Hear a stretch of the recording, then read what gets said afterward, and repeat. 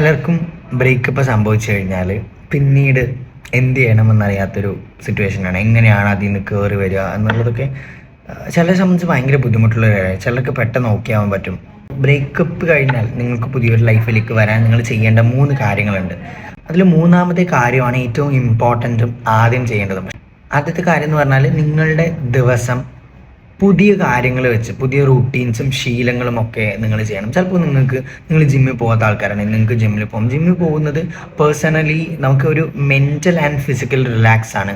അവിടെയുള്ള പുതിയ ആൾക്കാരുമായിട്ട് നമ്മൾ കോൺടാക്റ്റിൽ വരുന്ന സമയത്ത് നമുക്ക് കുറച്ചുകൂടെ റിഫ്രഷ്മെൻറ്റ് ഫീൽ ചെയ്യും. അത് ജിമ്മിൽ തന്നെ പോകണമെന്നില്ല, കുറച്ചുകൂടി സോഷ്യലി നമുക്ക് ആക്റ്റീവായിട്ട് ഇരിക്കാൻ പറ്റുന്ന സ്ഥലങ്ങളും മറ്റുള്ള ആളുകളുമായിട്ട് ഇടപഴകാൻ പറ്റുന്ന സ്ഥലങ്ങളിലേക്ക് പോവുകയാണെങ്കിൽ കുറച്ചുകൂടെ നമ്മളെ അതൊന്ന് മെൻ്റൽ റിഫ്രഷ്ഡ് ആക്കാൻ ഹെൽപ്പ് ചെയ്യും.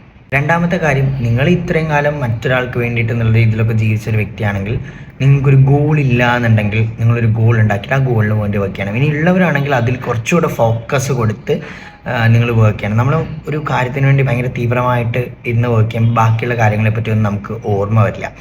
ഞാൻ പറഞ്ഞ 3ാമത്തെ കാര്യം എന്ന് പറയുന്നത്, നിങ്ങൾ സോഷ്യൽ മീഡിയ കുറച്ച് കാലത്തേക്ക് കട്ട് ചെയ്യണം.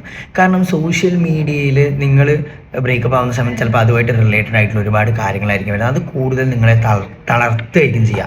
ചിലപ്പം ഭയങ്കര അടിപൊളിയായിട്ടുള്ള കപ്പിൾസിനെ നിങ്ങൾ കാണും, അപ്പോൾ ഞാൻ അങ്ങനെയായി അങ്ങനത്തെ കുറേ തോട്ട്സ്, മോശമായിട്ടുള്ള കുറേ തോട്ടുകളൊക്കെ നിങ്ങളുടെ മനസ്സിലേക്ക് വരും. അപ്പം കുറച്ച് കാലത്തേക്ക് സോഷ്യൽ മീഡിയ ഉപയോഗിക്കാതിരിക്കുന്നത് വളരെ നല്ലതാണ്. അപ്പം അവരുമായിട്ടുള്ള കോൺടാക്റ്റുകളും കംപ്ലീറ്റ് ആയിട്ട് എന്ത് ചെയ്യണം, കട്ട് ചെയ്യണം. അവരുടെ ഫോട്ടോസ് അങ്ങനെയുള്ള കാര്യങ്ങളെല്ലാം ഡിലീറ്റ് ചെയ്യണം. ഇല്ലാന്നുണ്ടെങ്കിൽ നിങ്ങൾ വീണ്ടും അതിലേക്ക് തിരിച്ചു പോകും, നിങ്ങൾ ഹീലാവില്ല എന്നുള്ളതാണ് സത്യം. അപ്പോൾ അതേപോലെ ലവ്, അട്രാക്ഷൻ ആൻഡ് റിലേഷൻഷിപ്പ് വീഡിയോസിന് വേണ്ടി ആരെ ഫോളോ ചെയ്യണം? എന്നെ ഫോളോ ചെയ്യണം.